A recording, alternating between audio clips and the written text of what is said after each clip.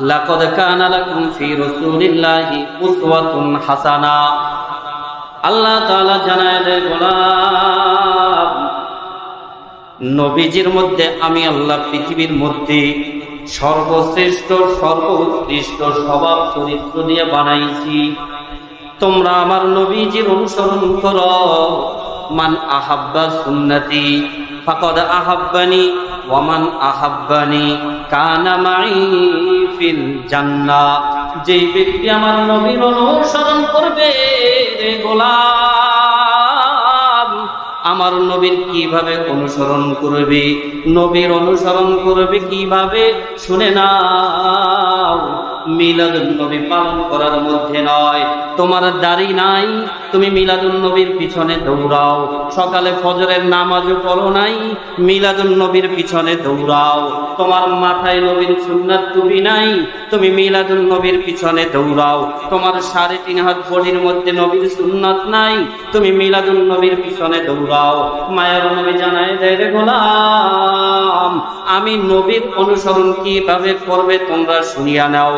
মান আহাব্বা সুন্নতি, যেই ব্যক্তি আমি নবীর সুন্নাতকে মহব্বত করবে, মান আহাব্বা সুন্নতি ফাকাদ আহাব্বানি, সে যেন আমি নবীকে মহব্বত করলো। ওয়া মান আহাব্বানি, আর যে আমি নবীকে মহব্বত করবে, কানা মাই ফিল জান্নাহ, কাল কিয়ামতের ময়দানে আমি নবীর সাথে জান্নাতে প্রবেশ করবে। আর আসতে বলেন সুবহানাল্লাহ। একবার সুবহানাল্লাহর আওয়াজ যদি কোন ইমানদারের জবান থেকে বের হয়, জান্নাতের মধ্যে ওই বান্দার জন্য একটা ঘর তৈরি করা হয়। একবার সুবহানাল্লাহর আওয়াজ যদি কোন ইমানদারের জবান থেকে বের হয়, জান্নাতের মধ্যে ওই বান্দার জন্য একটা ফলের বাগান তৈরি করা হয়। এমন বড় ফলের বাগান তৈরি করা হয়, দ্রুতগামী ঘোড়া যদি 500 বছর পর্যন্ত দৌড়ায়, ওই বাগানের এক প্রান্ত থেকে অপর প্রান্ত শেষ করতে পারবে না। আতিনা ফি দারে দুনিয়া না হাসান, আতিনা ফি দারে উকবা না হাসান, ইয়ারে বদ বদ তরবদ আজমারে বদ, হক্কে জাতে পাকে আল্লাহুস সামাদ। আমরা কোন জায়গায় সুবহানাল্লাহ, কোন জায়গায় আলহামদুলিল্লাহ, এটা না বুঝলেও নির্বাচনের সময় মার্কা নিয়ে কার পিছনে দৌড়াইলে আমার স্বার্থ উদ্ধার হবে সেটা কিন্তু আমরা ঠিকই বুঝি। চিল্লায় বলেন ঠিক কিনা? কিন্তু রবের ব্যাপারে আমাদের মুখ বন্ধ। যেই হোক মুহতারাম হাজিরিন, আল্লাহ আমাদের সকলকে বুঝার তৌফিক দান করুক, বলি আমিন। আমি সংক্ষিপ্তভাবে 12 রবিউল আউয়ালের আলোচনা এখানেই সমাপ্ত করলাম। আমি আবার আপনাদের কাছে পূর্বের যে আলোচনাটুকু রেখেছিলাম সেই জায়গা থেকে আবার শুরু করছি ইনশাআল্লাহ। আল্লাহ আমাদের সকলকে আমলের নিয়তে বুঝার শোনার তৌফিক দান করুক, বলি আমিন। আমি আপনাদের সামনে আলোচনা করেছিলাম হুদাল লিল মুত্তাকিন। আল্লাহ পাক রব্বুল আলামিন কালামে পাকের মধ্যে বলেছেন, মুত্তাকিনদের গুণের কথা বর্ণনা করেছেন। এর আগে বলেছিলাম তাকওয়া অবলম্বন করলে বান্দার কি ফায়দা। এরপরে আলোচনা করতেছিলাম তাকওয়াওয়ালা বান্দাদেরকে মুত্তাকিন বলা হয়। কি বলা হয়? মুত্তাকিন বলা হয়। আর মুত্তাকিনদের কিছু গুণাগুণ আল্লাহ তাআলা বর্ণনা করেছেন সূরাতুল বাকারার শুরুতে। আল্লাযীনা ইউমিনুনা বিল গায়ব ওয়া ইউকিমুনাস সালাহ ওয়া মিম্মা রাযাকনাহুম ইউনফিকুন।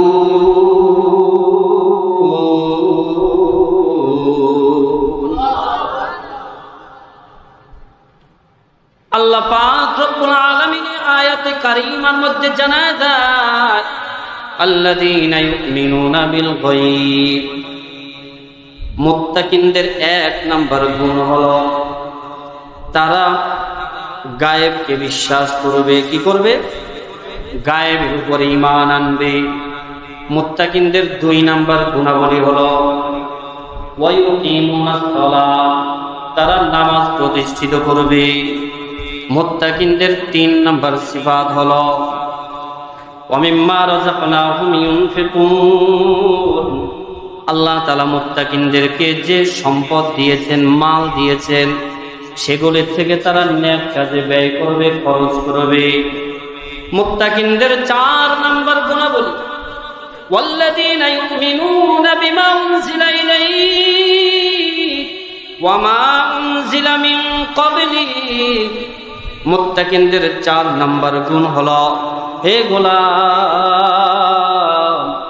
যারা মুত্তাকিন তারা আসমানি সমস্ত কিতাবের উপরে ঈমান আনবে। বলেন না সুবহানাল্লাহ।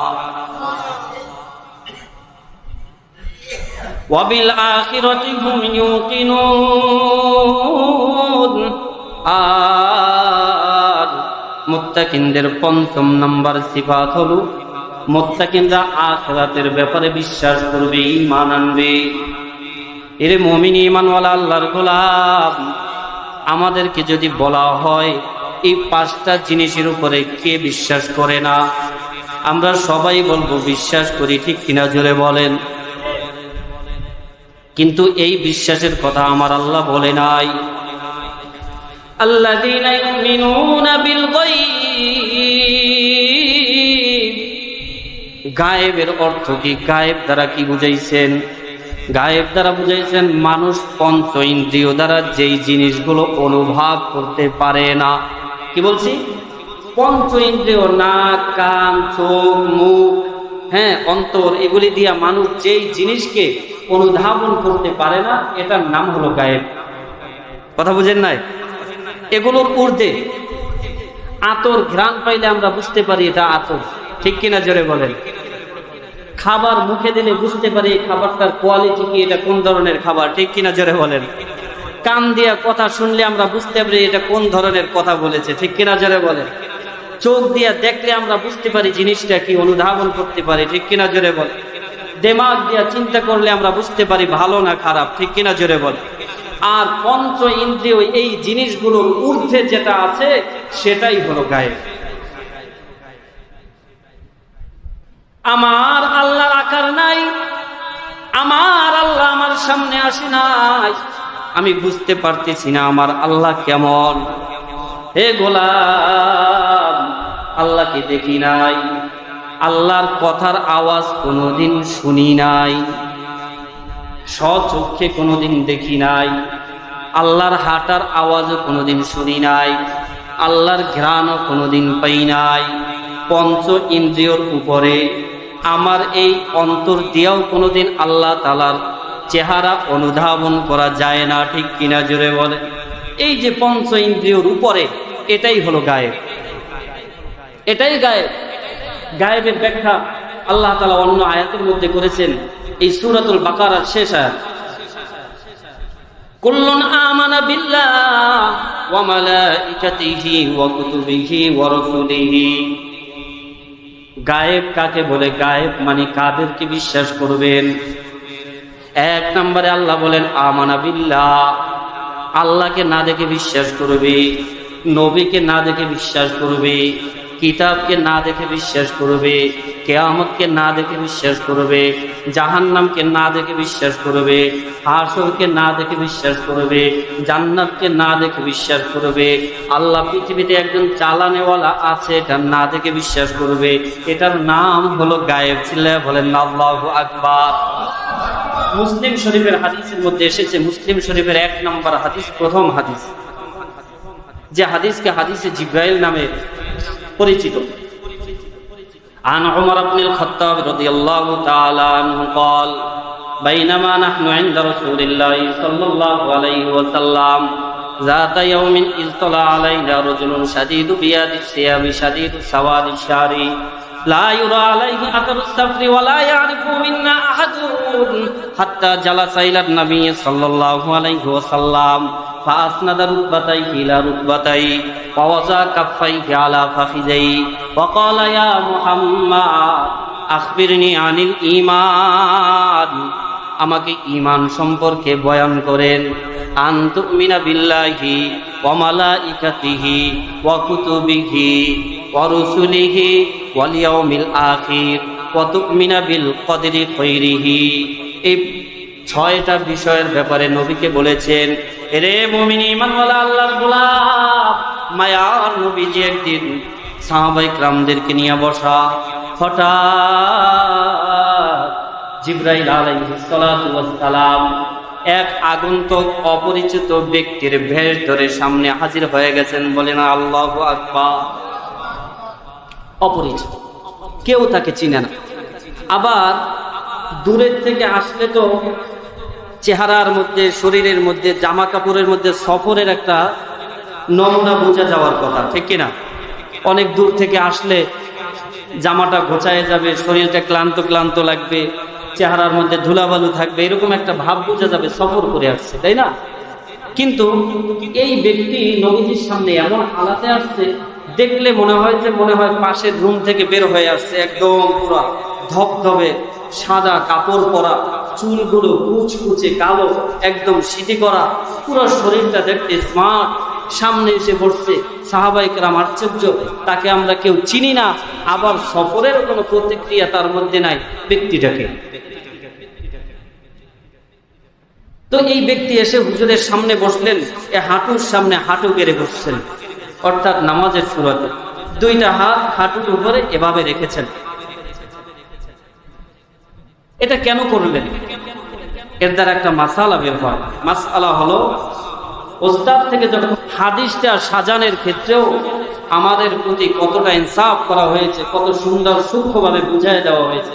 আগে এনেছেন আল্লাহর কথা, পরে এনেছেন ফেরেশতার কথা, পরে এনেছেন কিতাবের কথা। নবীকে আগে আনেন নাই।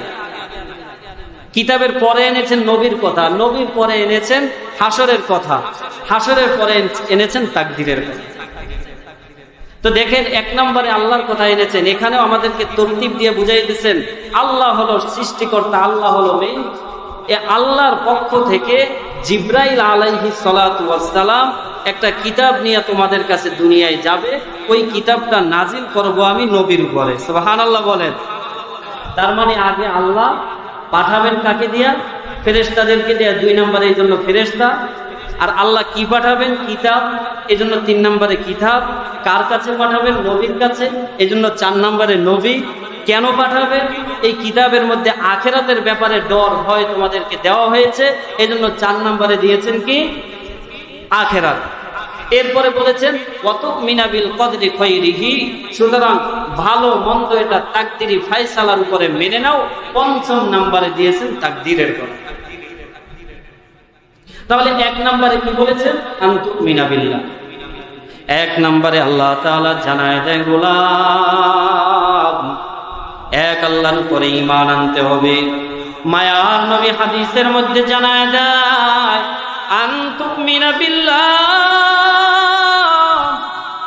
হে মুমিন ঈমানওয়ালা আল্লাহর গোলাম,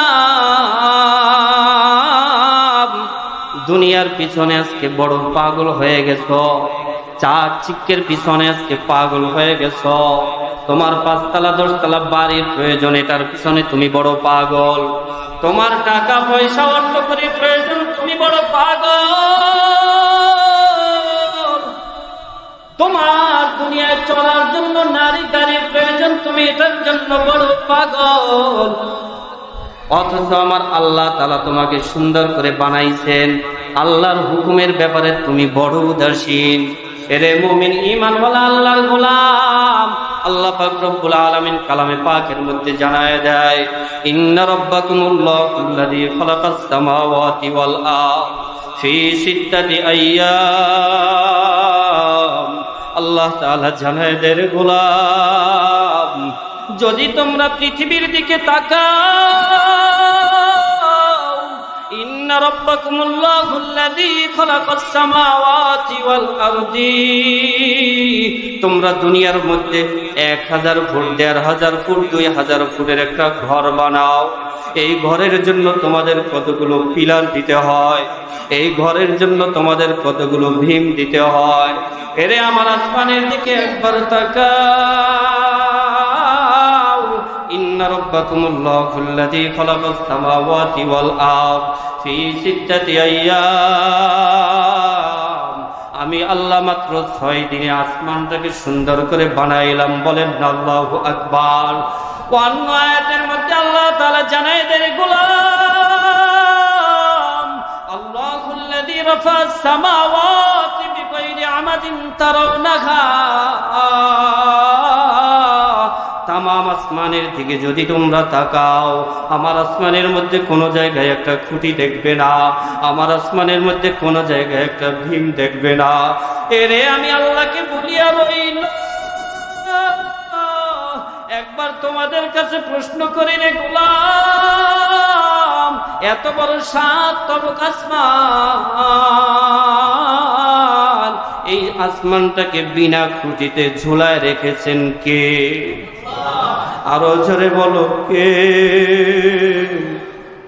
আবার ওই আল্লাহর নামটা কলিজা থেকে একবার উচ্চারণ করে বলো না কে? আর একবার আমার আল্লাহকে শুনায় দাও, আল্লাহ ও দয়ার মালিক, তোমার বান্দাগুলি তোমার নামটা জপেছে গো আল্লাহ, তুমি সবাইকে মাফ করিয়া দাও, সকলকে তোমার প্রিয় বান্দা হিসেবে কবুল করে নাও। এরে মুমিন ঈমানওয়ালা আল্লাহর গোলাম, আমার আল্লাহ কালামে পাকের মধ্যে বর্ণনা করতেছে রে গোলাম, তাকায় দেখো আসমানের মধ্যে একটা খুঁটিও কোথাও নাই, একটা খুঁটিও কোথাও নাই রে গোলাম। অন্য আয়াতের মধ্যে আল্লাহ তাআলা জানায় দেয়, ওয়াযায়্যানাস সামাআদ দুনিয়া বিমাসাবিহা ওয়া হিফযা। হে গোলাম, আসমানের দিকে তাকায় দেখো কত সুন্দর করে আমি আল্লাহ লক্ষ লক্ষ তারকারাজি দিয়ে আসমানটাকে সাজাইলাম। একবার জোরে আওয়াজ করে বলেন না, সাজাইছেন কে? এরে মুমিন ঈমানওয়ালা আল্লাহর গোলাম,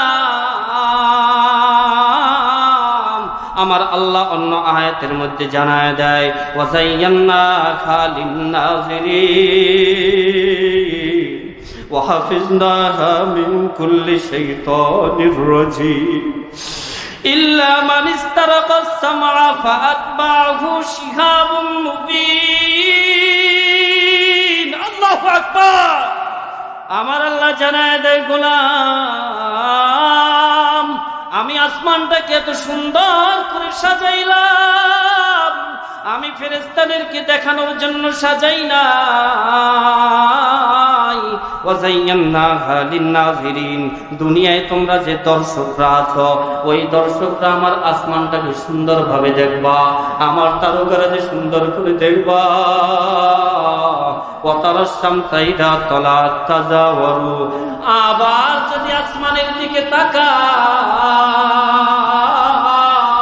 তো তাকাইলেই দেখবা সকালবেলা, রাতের বেলা কোথাও তোমরা সূর্য দেখতে পাও না, কোথা থেকে সকালবেলা সূর্যটা এসে হাজির হয়ে যায়। ওই সূর্যটা পূর্ব দিক থেকে উঠাই দিল কে?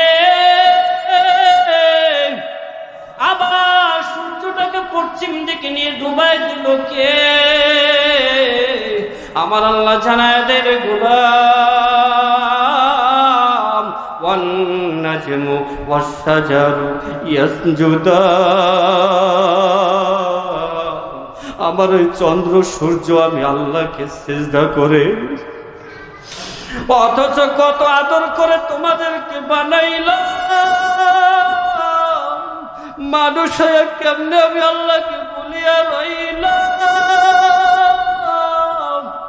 এরে মুমিন ঈমানওয়ালা আল্লাহর গোলাম, আমার আল্লাহ অন্য আয়াতের মধ্যে জানায় দেয়, ওয়াল আরদা মাদাদনাহা ওয়া আলকাইনা ফিহা রাওয়াসি। আল্লাহ শুধু আসমানটাকে বানায় শেষ করে নাই, আল্লাহ তাআলা জানায় দেয় আমি আসমানটাকে সুন্দর করে তোমাদের জন্য ছাদ বানায় দিলাম। আল্লাহু আকবার। আমি আসমানটাকে তোমাদের জন্য ছাদ বানায় দিলাম। আবার যখন তোমরা দুনিয়ার মধ্যে যাবে, আমি আল্লাহ তোমাদেরকে দুনিয়ায় পাঠাবো। এবার দুনিয়ায় তো তোমাদের জন্য থাকার জায়গা দরকার, বিছানার দরকার। আল্লাহ তাআলা জানায় হে গোলাম, ওয়াল আরদা মাদাদনাহা, আমি আল্লাহ কত বড় রহমান, আমি আল্লাহ কত বড় দয়ালু। দুনিয়ার মধ্যে আমি আল্লাহ তোমাদের বিচরণ করার জন্য ওয়াল আরদা মাদাদনাহা, আমি আল্লাহ জমিনটাকে টেনে লম্বা করে বিছানা বানাই দিছি। বলেন না আল্লাহু আকবার। ওয়াল আরদা মাদাদনাহা, আমি আল্লাহ জমিনটাকে পানির উপরে বিছানা বানাই দিয়েছি। এবার আমার জমিনটা নড়াচড়া করতেছে। আমি আল্লাহ যখন তোমাদেরকে জমিনের উপরে পাঠাইবো, তোমাদেরকে নিয়েও তো জমিন লড়বে। এই জন্য আমি আল্লাহ কি করছি জানো রে? ওয়াল আরদা মাদাদনাহা ওয়া আলকাইনা ফিহা রাওয়াসি। ভূমিকম্প হওয়ার সময় জমিন যাতে তোমাদেরকে নিয়ে উল্টায় না যায়, আমি আল্লাহ এই জন্য জমিনের উপরে বড় বড় পাহাড় নামক প্যারাগ লাগাই দিছি। আল্লাহু আকবার। এরে মুমিন ঈমানওয়ালা আল্লাহর গোলাম, আমি জানতে চাই রে মুমিন, এই জমিনের উপরে এত বড় বড় পাহাড় নামক প্যারাগ লাগাই দিয়েছেন কে? একটু ঈমানের আওয়াজে উঁচু করে রবের নামটা আর একবার বলো না, কে? আমার আল্লাহ পাহাড় দিয়ে জমিনটাকে প্যারাগ বানায় দিছে। আমার আল্লাহ পাক রব্বুল আলামিন এবার বলতেছে, রে গোলাম, এবার বল দেখি আসমানের মালিক কে, জমিনের মালিক কে? আসমান জমিনের বানানেওয়ালা একজন মালিক আছে না নাই? আরো জোরে বলেন, আছে না নাই? এরে গোলাম, এই জন্য আল্লাহ শুরুতেই বর্ণনা করেছেন আনতুমিনা বিল্লাহ আল্লাযীনা ইউমিনুনা বিল গায়ব। এক নম্বরে আল্লাহ বলেছে, গোলাম, আমি আল্লাহর ব্যাপারে অনুধাবন করার ক্ষমতা তোমার নাই, আমি আল্লাহকে দেখার ক্ষমতাও তোমার নাই। তোমার চর্মচক্ষু দিয়ে আমি আল্লাহকে দেখতে পারবে না, আমার কোনো বন্ধুই তো আমাকে দেখতে পারে নাই। পয়গম্বর মুসা আলাইহিস সালাতু ওয়াস সালাম ডাক দিয়ে বলে, মালিক, আর কতকাল পর্দার আড়াল থেকে তোমার সাথে কথা বলবো? আল্লাহ, একটা নজর তোমাকে দেখতে চাই, তোমাকে দেখতে চাই। আল্লাহ ডাক দিয়া বলে, মুসা, লান তারানি, আমি আল্লাহকে দুনিয়ার চর্ম চোখ দিয়া দেখা যায় না, দুনিয়ার চর্ম চোখ দিয়া আমি আল্লাহকে দেখা যায় না। আমি আল্লাহকে দেখতে হলে জান্নাতে যেতে হবে। পয়গম্বর মুসা ডাক দিয়া বলে, মালিক, না, আমি তোমাকে দেখতে পারবো, আমি ছাড়বো না, আমি তোমাকে দেখবই দেখবো। আল্লাহ বলে, পয়গম্বর মুসা, তুর পাহাড়ে আসিস, তোর সাথে আমি মোলাকাত করব। কিভাবে মোলাকাত করব? আমি আল্লাহ আমার একটু নূরের তাজাল্লি পাহাড়ে দেব। যদি সহ্য করতে পারো তাহলে বুঝবো আমি আল্লাহর সাথে দেখা করতে পারবা, যদি সহ্য করতে না পারো তাহলে আমি আল্লাহর সাথে দেখা করার ক্ষমতা তোমার নাই। রে মুসলমান ঈমানওয়ালা আল্লাহর গোলাম, পয়গম্বর মুসা চলে গেছে। সময় মতো আমার আল্লাহ ফেরেশতাদেরকে বলতেছে, ফেরেশতারা রে, আমার নূরের পর্দাগুলো একটা দিরহাম পরিমাণ একটু ফাঁকা করে দাও। বলেন না আল্লাহু আকবার।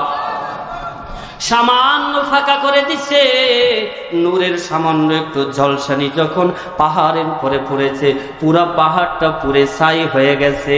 আর পয়গম্বর মূসা পাহাড়ের উপরে বেহুশ হয়ে গেছে।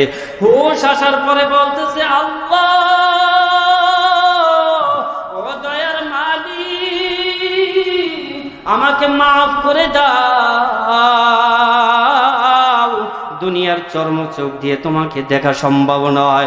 এরে মুমিন ঈমানওয়ালা আল্লাহর গোলাম, আমরাও তো আল্লাহকে দেখি নাই। আল্লাহ জানায় দেয়, গোলাম আমি আল্লাহকে দেখতে পারবি না, তারপরেও মানতে হবে। যদি মানতে না চাস তাহলে আসমান জমিনের দিকে তাকায় দেখ, এগুলি বানাইলো কে? তোমার 3.5 হাত বডির দিকে তাকায় দেখো, আমি আল্লাহ একজন আছি না নাই? এরে মুমিন ঈমানওয়ালা আল্লাহর গোলাম, আজকে দুনিয়ার জন্য বড় পাগল হয়ে গেছি, আমার ওই আল্লাহকে ভুলিয়া রইছি। অথচ আল্লাহ জানায় দেয়, গোলাম আমি আল্লাহর উপরে ঈমান আনার পরে যদি আমলে সালেহ করতে পারো, আমি আল্লাহ ঘোষণা দিয়ে দিলাম তোমার জন্য আমি আল্লাহ জান্নাত বানায় রেখেছি। আর জোরে বলেন না সুবহানাল্লাহ। যদি আল্লাহর উপরে ঈমান এনে আল্লাহর দেওয়া পথে জীবন যাপন করতে পারি, এই জীবনটা পরিচালনা করতে পারি, আল্লাহ বলেন বান্দা তোমার জন্য জান্নাত, তবে সাবধান, যদি এর বিপরীতে চলে যাও তাহলে আবার তোমার জন্য বিপরীত শব্দ রয়েছে, সেটা হলো ভয়ঙ্কর জাহান্নাম। আল্লাহ পাক রব্বুল আলামিন আমাদের সকলকে রবের পরিচয় লাভ করার তৌফিক দান করুক, বলি আমিন। রবের পরিচয় লাভ করে করে আমাদেরকে খাঁটি ঈমানওয়ালা হওয়ার তৌফিক আমার আল্লাহ সকলকে দান করুক, বলি আমিন। মুহতারাম হাজিরিন, এখান থেকেই আগামী জুমায় আবার সামনে ধারাবাহিক আলোচনা চলবে ইনশাআল্লাহ। আল্লাহ সকলকে আমলের নিয়তে বুঝার তৌফিক দান